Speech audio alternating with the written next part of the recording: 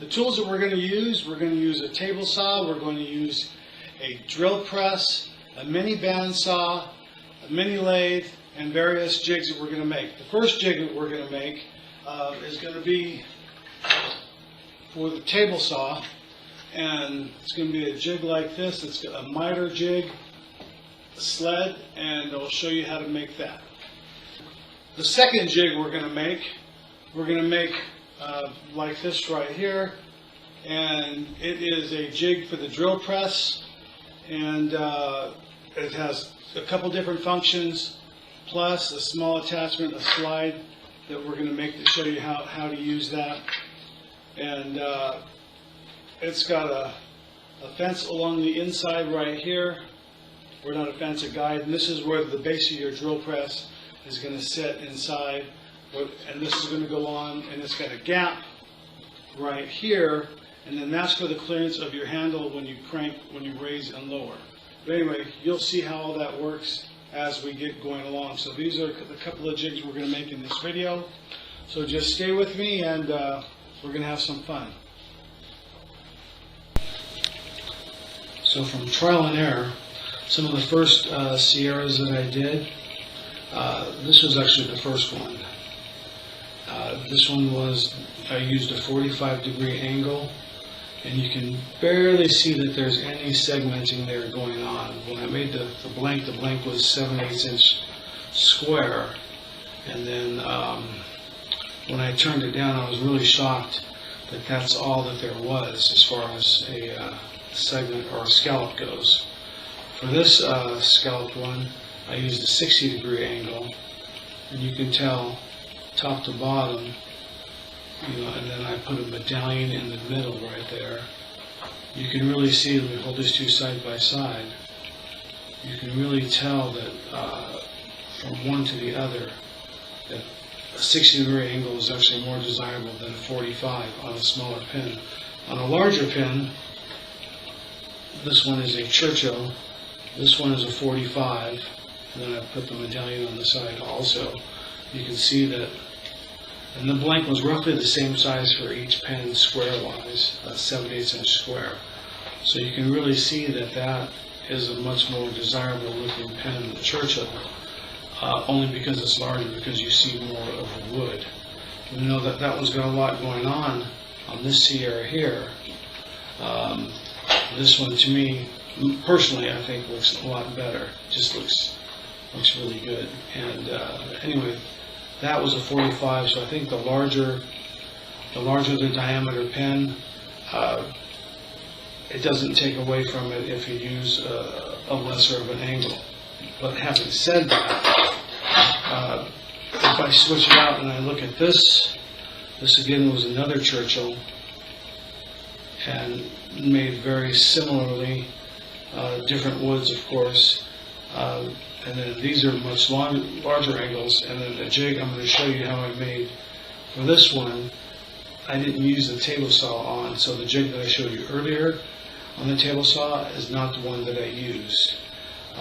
This one I actually did on the drill press, and I'll show you that one after we end up this one over here.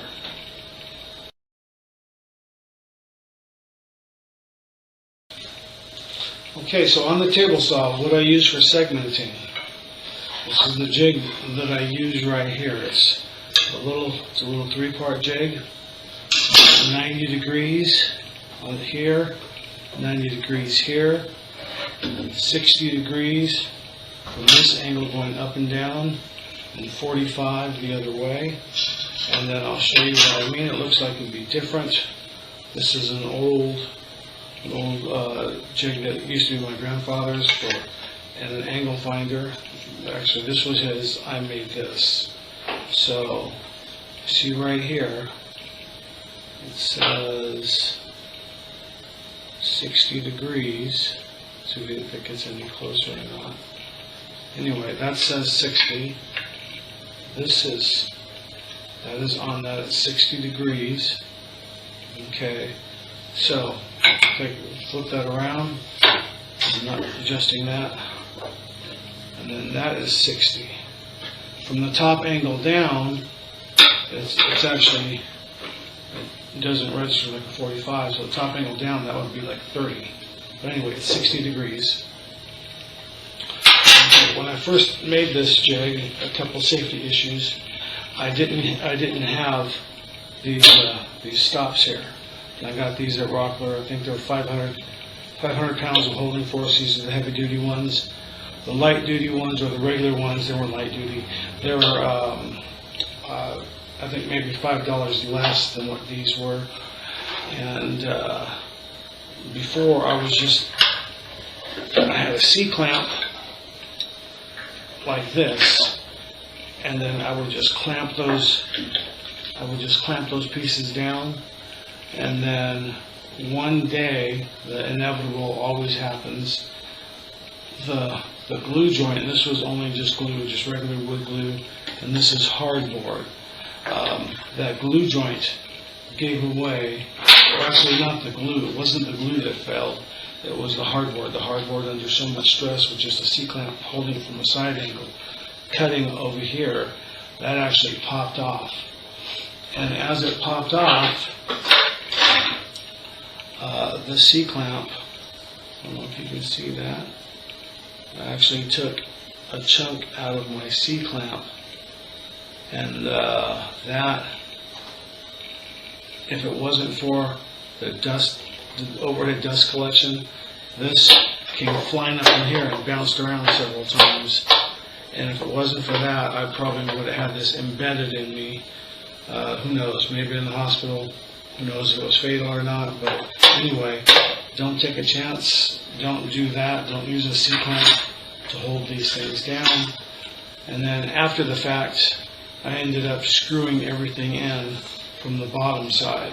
Before, I didn't have screws in, so that was another fault of mine. But anyway, so don't do that. You don't have to use hardboard. I just used hardboard at the time. I don't use this jig that much anymore because of my back. I have some back issues, so for me, bending isn't something I like to do. But anyway, I'm going to show you how this particular jig works. It's pretty simple. See these two lines right there. That is actually my track. This goes in the track. So on one side, that's a zero edge right there. So you know that wherever you're cutting, you're always going to be on the edge. So 60 degrees on one side, you're going to get that angle cut, which is this angle right here.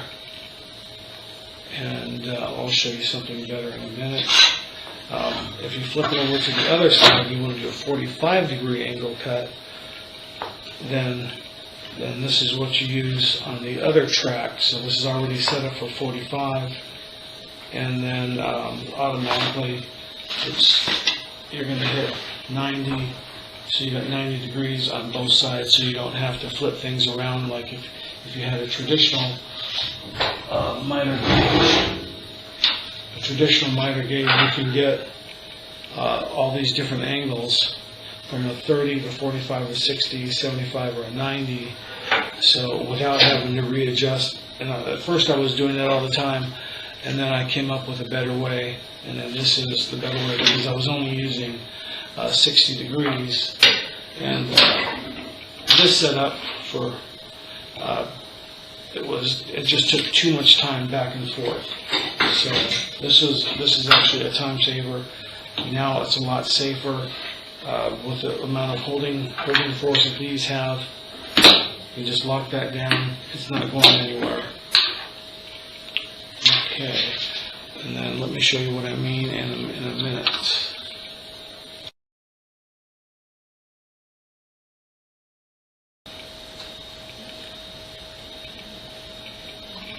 On this jig, I have quite a bit of species of wood in bags. This column here is 45 degrees. This column here is all 60-degree angles. And I made this box, and it says 45 and 60. Before, I just cut everything and threw everything in loose, and that was a pain. So then I pulled out the snack bags, And like I said, this one's Purdue. We've got Purple Heart, Bloodwood, Walnut, Ancient Kari, Curly Maple. And those are all 60 degrees. And pre-cut ones are 45 degrees for Maple, Purdue, very little left of Bloodwood, Walnut, and Purple Heart. So, and usually I'll rip on the table saw, and then we'll do that. And then I'll rip one half-inch strip from the full length of one of those boards. This is one of the ones I have left. I can get probably close to 60 pieces or so. No, not 60, 40 pieces, and about 28 to 32 pieces at a 60-degree angle out of one of these 2-foot long strips. And anyway, we'll show you how we do that.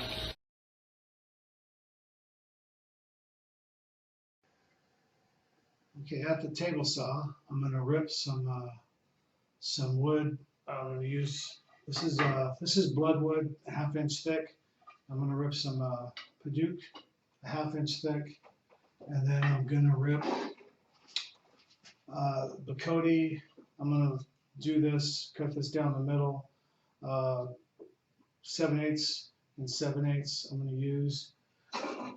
And this piece of Bloodwood here, I'm going to do 7/8 also, and those are going to be my vertical stripes, which are going to be in here. And I'm going to do 7/8 inch first, and then I'm going to rip it down the middle in 1/8 inch strips, and then we'll go from there. So I'm going to have the dust collection on, so it's going to be noisy, but I'm going to go ahead and silence you that, and then we'll speed the film up so you'll see what I'm doing.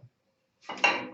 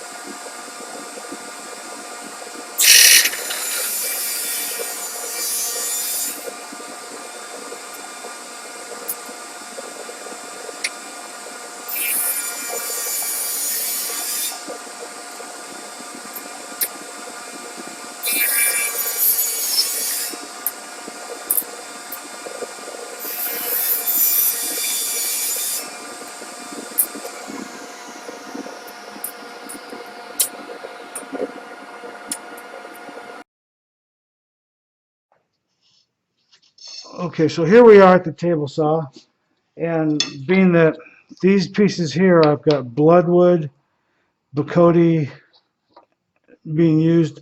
I want a little bit different color, so this is going to be Padauk that I'm going to use. And how I make these are going to be the scallops. I like using the 60-degree angle. So I'm going to cut this at 60 degrees, and I want to leave a little bit of overhang, being that this line right here, the edge of this jig, is actually the saw cut line.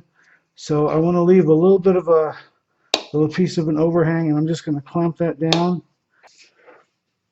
Okay, so I'm going to need, for this pen, I'm going to need 16. It's going to be 4 for the middle and then 4 on the ends. So I'm going to need 16 of these pieces. And on one of these, I can get about 32 cuts.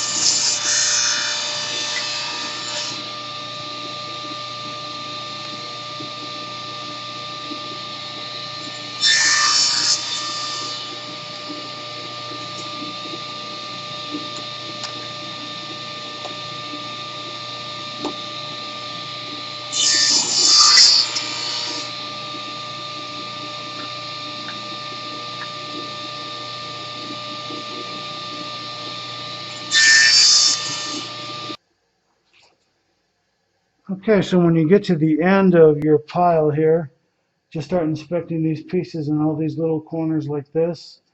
You can just go ahead and take those to your disc sander. You probably won't get very many. Some you can just pop off the edges and you're still fine.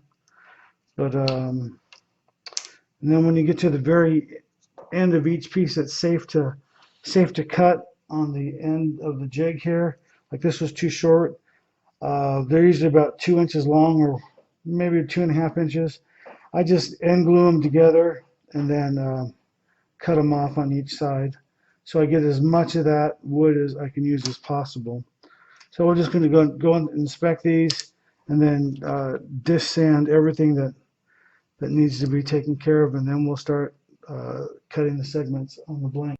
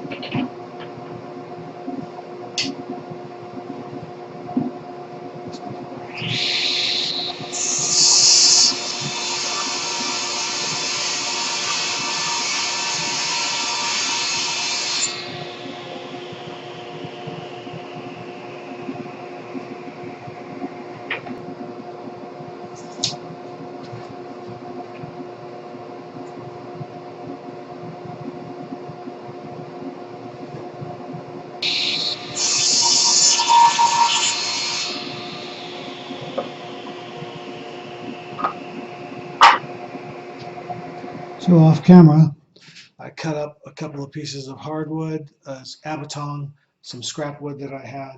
It's actually what I used to make my workbench and whatnot. And anyway, this is going to be the faceplate here for that jig. It's going to sit on the drill press, face up, pretty much like you see right here. So I'm going to put the edges on. I'm going to glue and brad nail these down. So start with my edge here. Abatong is a very hard wood. That's what they use for the trailers, for trucking trailers, for the floors for the trailers. So I'm just going to put that on there, and I'm not going to nail it right to the edge. I'm going to go about 1.5 inches up. That way it won't split the wood.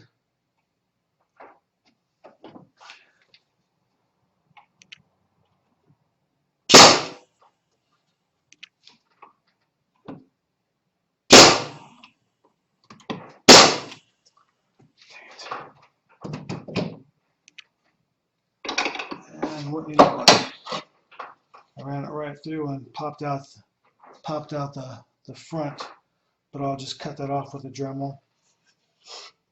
And then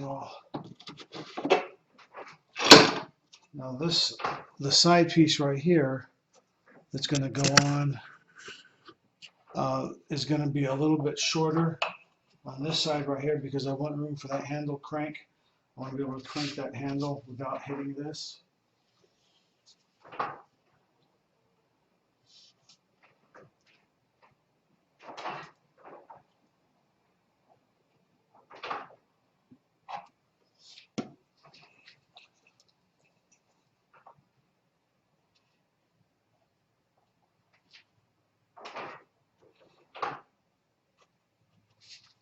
Of course, the first one I made off camera, that one didn't split. And I'm just going to put 2 into that one. So I guess it was just how I held the angle of that. And I'll wipe off that glue right there a little bit. So I'll just grind that off, and then that is going to sit right on the drill press faceplate there, and we'll take care of that. Okay, this is the jig we're going to make for the drill press.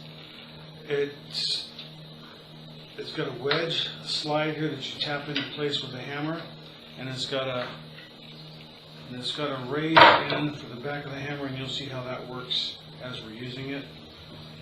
The piece, when you cut it, this is where the cutout is.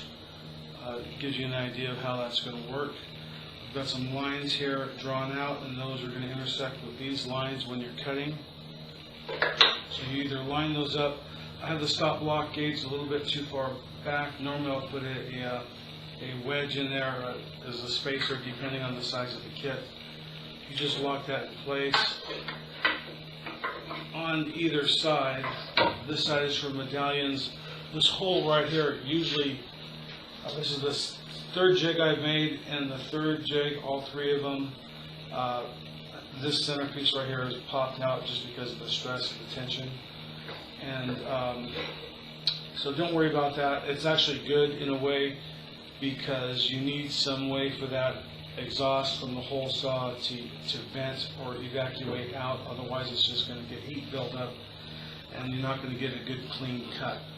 So to make this jig, I had brad nailed through the back and I had trimmed those off, but I'm just going to use a shorter brad nail this time around.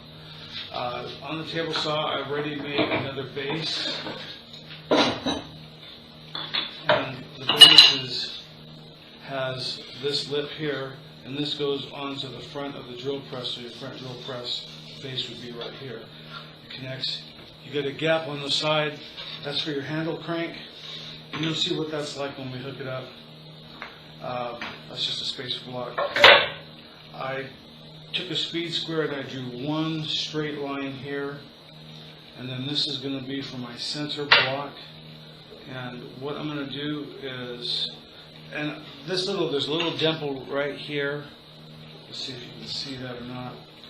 I'm about 1 inch and a quarter off the center of the drill press. So it's not crucial that you're on the center or anything. So what I'm going to do is I'm going to secure that down. Again, a little medium CA.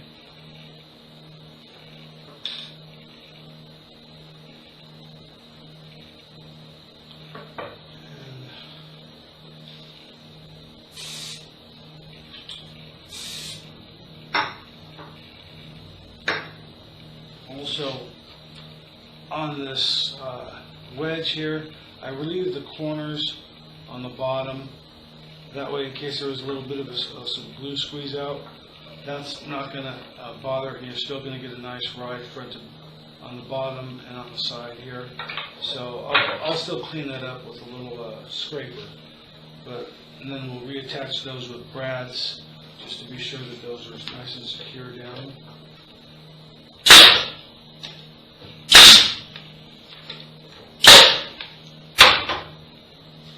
Okay, so that's going to be the middle part. So now we need to do one side or the other. Now, depending on if you decide to make medallions on yours, you can put this on here or not. If you don't like medallions, that's okay. If you do, great. You can use this side. If not, do the other side. The reason I used to have two separate jigs, made everything, had to switch jigs out all the time. Then I decided to make one jig that did them both. So we'll show you how those go on. Okay, now that we have this here in place, this is the center. I'm going to put my wedge in. That's where that's going to slide up and down. This is a 7/8 inch wide blank, which is the standard blank size that I use. So I'm going to do 7/8 inch here. Then I'm going to take another one of these, and then, being that this is going to be my gap, this can go back and forth to adjust your gap. So I'm going to want that a little bit kind of close, and with the pencil I'm going to scribe on the outside where I want that to go. So what I need to do is just take a hand plane here and block just a little.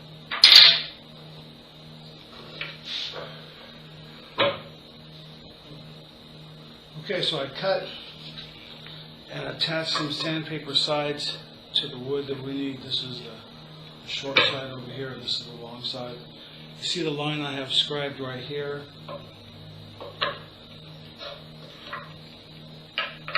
That's going to go on like that. Sandpaper to the side of the wood so that that doesn't slide on me once I get that in place. So I'm next to do is just to put a bead of CA glue and then nail it down.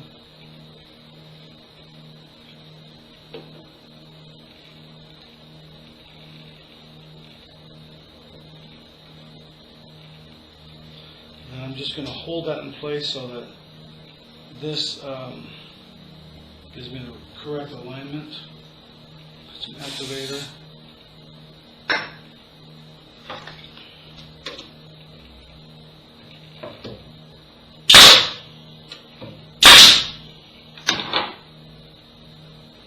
Now this one I'm only going to put 2 in for right now. I'll put another one in afterwards. The hole saw is probably going to be in this area here. I don't have it exactly set up yet, so I don't want to put that in place just yet.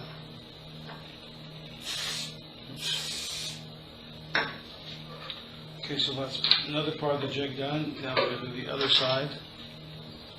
Same process, put the wedge in the middle. Put the blank, which is 7/8 of an inch. This is the chamfer side right here down. So I'm not going to mark the wood this time. This time I'm just going to put it right in place. But you get the idea. Make sure that's tight.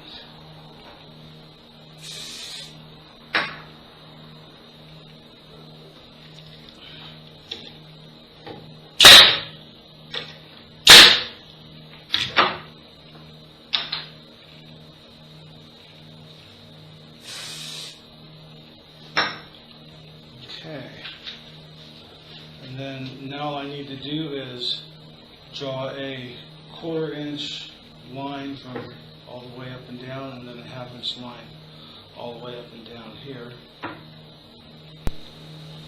Okay, I've got a couple of spacers. This is a 1/2 inch and this is a 1/4 inch spacer.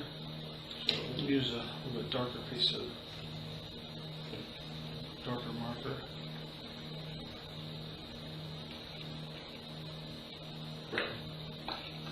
So we'll mark that 1/4.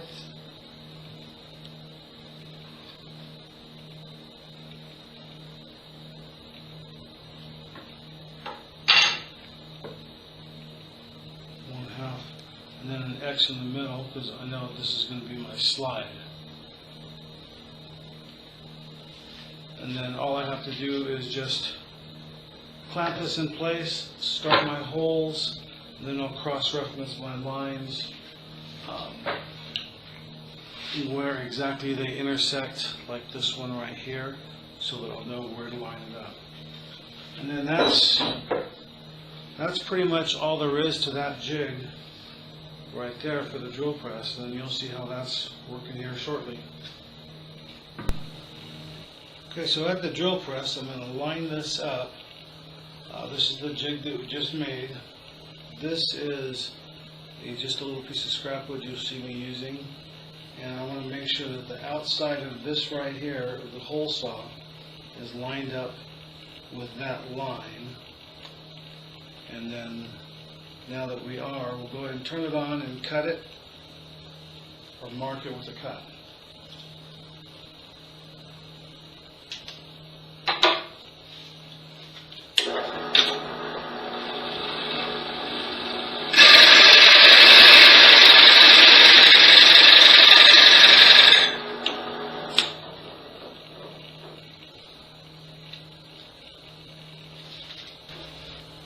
Okay, so as you can see, this one's marked now, and then all I'm going to do is clamp it in place, and again, this side here fits inside here. Attach with some 6-inch bar clamps on the back.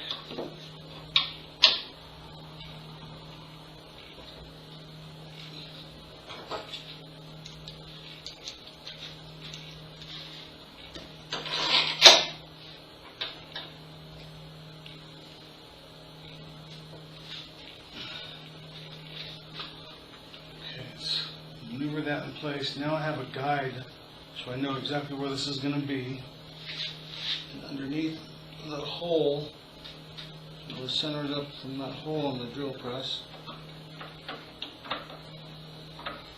Sort of like acts as a pilot bearing. Make sure that's tight.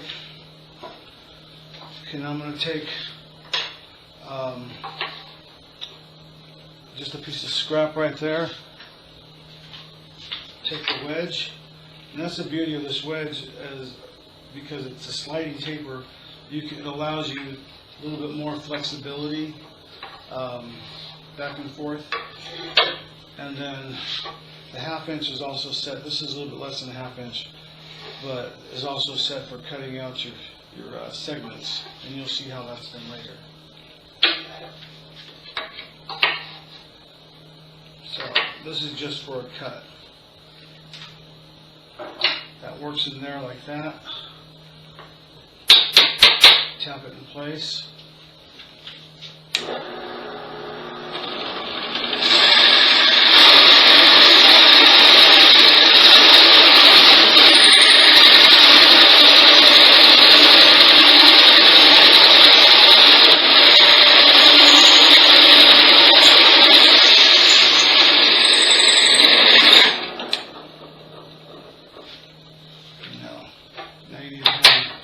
That out. That's why that edge is there for that.